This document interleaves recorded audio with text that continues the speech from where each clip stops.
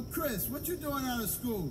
Yo, man, they just suspended me, McBoo. Where they suspended the teacher? Yeah, man, I'm getting so sick of this, man. They teaching us about nothing, man. You know what the bottom line is for black people out here?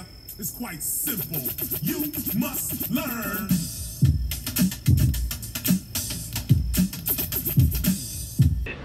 So, without further ado, you can see how it comes in a box that doesn't resemble anything to the real deal, but that's because this is a cover to hide the true identity, guys. Now, okay, so I had that rolling. That is about a fake Galaxy S24 Ultra, fake iPhone, fake Rolexes. You can get a fake anything. The thing is, a lot of these fakes are made in China. And when I tell you they can fake everything, they can fake everything. That being said, a lot of times they can only fake things to look like the real thing. But when it comes to performance, you can't fake good, high quality performance. Performance, prices and costs matters, which is the reason and purpose for this video. I know I talk about that a lot because I try to stress to you guys that it matters. And you know, I seem to be getting through to some I don't. Now, I'm gonna keep doing little videos like this to educate and show you guys what I mean by, you know, cost matters. For some reason, e-bikers, well, I'm not going to say e-bikers, DIY people, do-it-yourselfers, we are cheap. That's why we do it yourself, you know, to try to save money. However, just be happy with the savings of money that you do because you're doing all your own work. Be happy with the savings on the labor.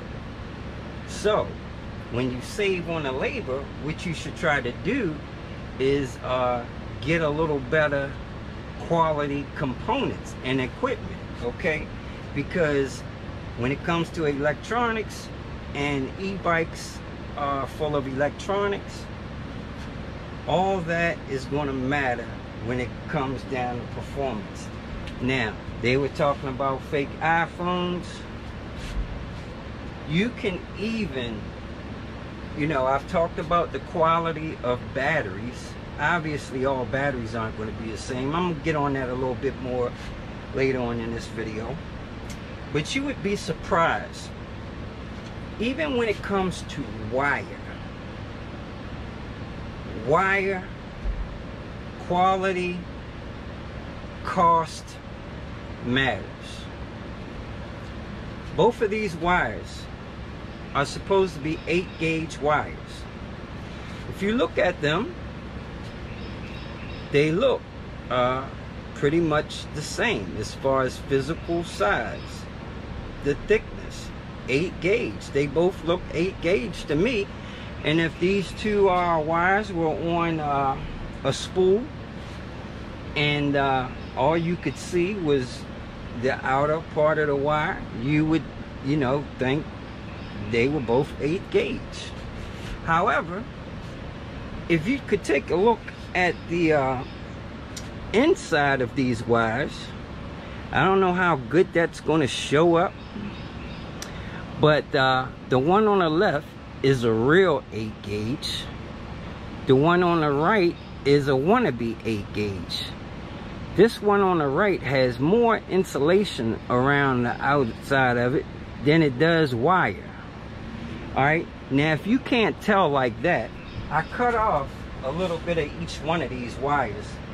I cut off about 1 inch and I stripped off the insulation. Now, this is where you're really going to see. Can you see that?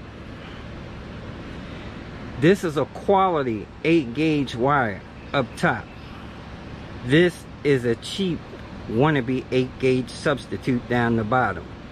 Now, a lot of you DIY guys, when you go to buy wire, when you see two pieces of 8-gauge wire, this wire right here sells for $1.25 a foot, okay? And this wire sells for 25 cents a foot. Most of you guys are going to say, wow, that's a really good deal. That's a really good deal on that 8-gauge wire. I'm going to go with the good deal. And you get the 25 cents a foot. And when it comes, you might not even know that there's a problem, because you may not know no better. You might strip it down and, you know, strip it, and you may think that, hey, that was a really good deal I got on that wire. However, the guy like myself that knows better, that knows there's no way they could sell some good quality 8-gauge wire at that cost.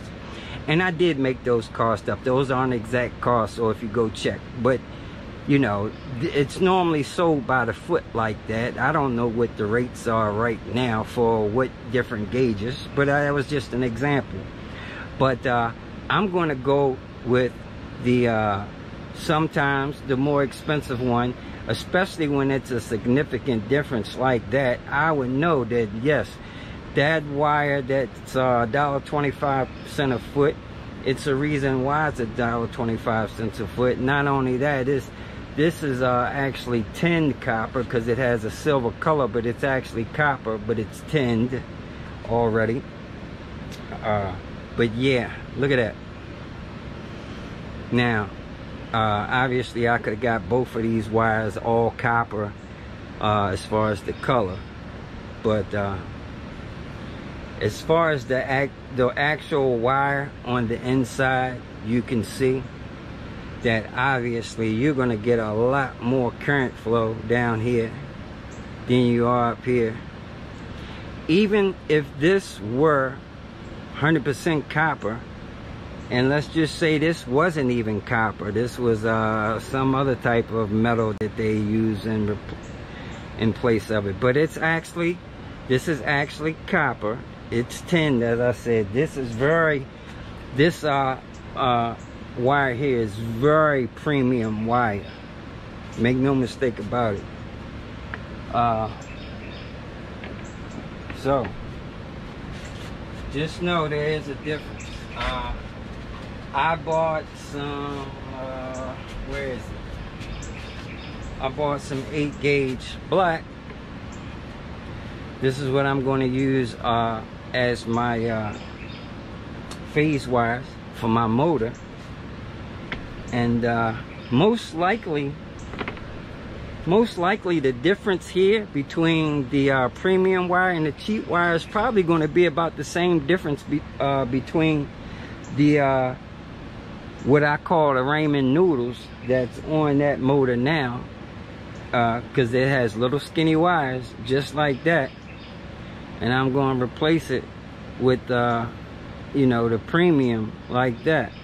Now, I had bought some 6-gauge wire about a week ago, and I wasn't able to use it because the 6-gauge was a little too thick. There's no way I could run the 6-gauge, so that's why I didn't do it at that time. Now, I got a motor over here. Yeah, don't look at this motor. Let me cover this motor up. But this motor has 6-gauge on it, okay? That's how thick 6-gauge is. All right. Now, yes, that is a mid-drive. Y'all know I'm not a mid-drive guy, but, you know, I was, you know, before I got this, I was planning to do a petrol conversion. So that's why I got that motor. But anyway, I'm still going to do something with that, but just not at the time. All right, now, so we talked about wire. Let me talk about why all batteries aren't the same. And I've talked about this before too. Now, if you can see over here, I have some cells over here. Some 18650s, some 21700s, 2 different 18650s, 3 different 21700s, the last being a P42 45 amp cell. This purple cell is a 35 amp cell. This other cell is a 35 amp cell without the wrapper. But do know in China, they will take a plain, any type of cheap cell and put a Molicel wrapper on it. So if you don't buy Molicels from, you know, a reputable Molicel dealer, you will buy some counterfeit Molicels. There's always some guy on Facebook selling Molicels for about $3 and something. They are fake. They are fake.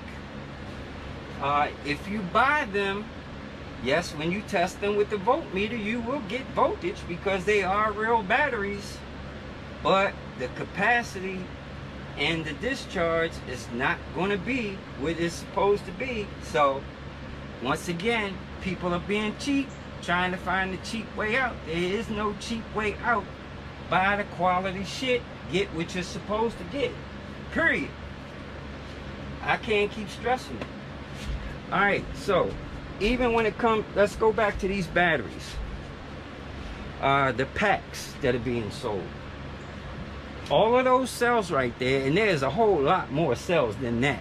But just those different cells, you can make a 40 amp hour pack out of all of those cells.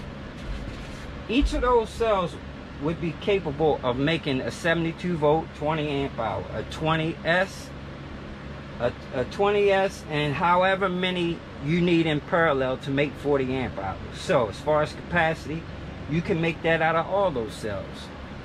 What will be different is the discharge rate. You make a 40 amp hour out of these and a 40 amp hour out the Molicels may be able to discharge just random, let's say 400 or 500 amps, while 40 amp hour out of those might be 100, 150 amps, which is the basic Chinese pack from Alibaba. 40 amp hour, 100, 150 amp discharge. So, I told you guys before about the packs. Not all packs are equal. Not only are the cells different as far as how much power they can output, I said also, even the way the pack is constructed. Now, I only mentioned soldering on that other video where I was hitting on this. I've hit on it before about everything. But that last video where I was discussing that, for some reason, I don't know why I only went over soldering. But, I mean, the cell, the way a pack is constructed total. Now, you can buy a 40 amp hour pack that's made with nickel strips. That 40 amp hour pack might be made with a nickel strip that is a single nickel strip like this. One single nickel strip. It may be 0.15 millimeters thick and 5 millimeters wide. This may only be able to discharge 10, 20 amps, depending on whatever that rating is, okay? You can even get smaller nickel. Now, I don't know these discharge, how many amps these nickel strips can handle as far as size and thickness off the top of my head. I always got to look at that. And it's always different for whatever reasons. Here's a little thin one. It's thin both ways as far as thickness and wide. Now here's a dual set of nickel strip. Obviously this dual set can handle a lot more current than this single. But like I said, you can build a 40 amp hour pack out of this. It's not going to be able to discharge a lot of amps. But, you know, as far as capacity, you can do it. Now, that same 40 amp hour pack, you can build it using these dual nickel strips. And that pack will be able to discharge more amps. You could build a pack using raw copper like this. And you know, using the dual nickel strips on top of it, welding through that. So you're not only getting how much current this dual strip can pass, you're also getting how much current this piece of copper can pass. Now, there are different thicknesses of copper, 0.2, 0.3, 0.1. As far as the thickness, this is 0.1, pretty thin, 0.1. I got some 0.2 right here. It's a lot thicker. So, you know, depending on how thick that copper is, it can pass more current. So you have a pack built with copper bus bars, it's going to be able to pass a whole lot more current than a pack that's just made with nickel strips, okay? So all packs are not created equal as far as how much they can discharge, all right? So just letting you guys know. All right, now this has nothing to do with the amount of current that packs can discharge. I still see a lot of people gluing cells together instead of buying cell holders. These cell holders are really good because they snap together like puzzle pieces. You have to get them to line up and snap them together. Sometimes they're a pain in the butt, but once you snap them together, they're locked and they're tight. Cells aren't going anywhere. Can they break? Yes, it's plastic. I say that because when I see people still gluing cells together, that is the worst thing you can do. You know that's hot glue. Hot glue, well, how you use hot glue is to heat it up. When you heat it up to a certain temperature, it melts and you're able to stick things together. When it solidifies, when it dries or cools off, you know, it hardens. You know, these packs can get so hot from discharging a lot of amps that when they get super hot, that glue that's holding them cells together will be like spaghetti. So, you know, a lot of times it's the tape and everything that's holding that pack together, but as far as its rigidity, it's not going to have any rigidity from the glue. The glue is hot and melted, so it's flexing all over the place, man. You can't glue, well, do what you want to do. Anyway, I'm just telling you why hot glue doesn't hold up well. Now, my packs, as I said, I'm not going to go deep on the pack thing. I use 0.2 and 0.3 millimeter copper, as wide as the whole coverage area, you know, the top of the cells, and that's for maximum current flow. So not only that, I know the internal resistance of the cells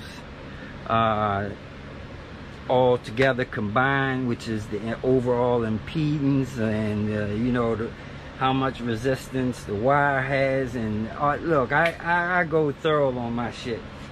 So anyway, that's why my packs do what they do. And there are the other quality packs that do what they do. I'm just speaking for myself.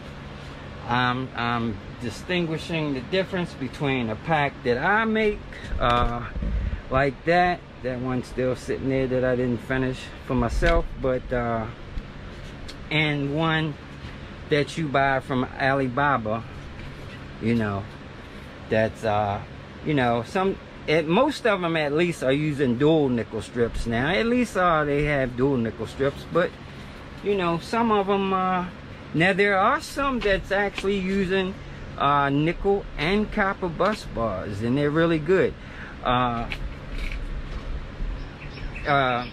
At the same time, a lot of those bus bars that they're selling are the prefab ones that use copper and nickel.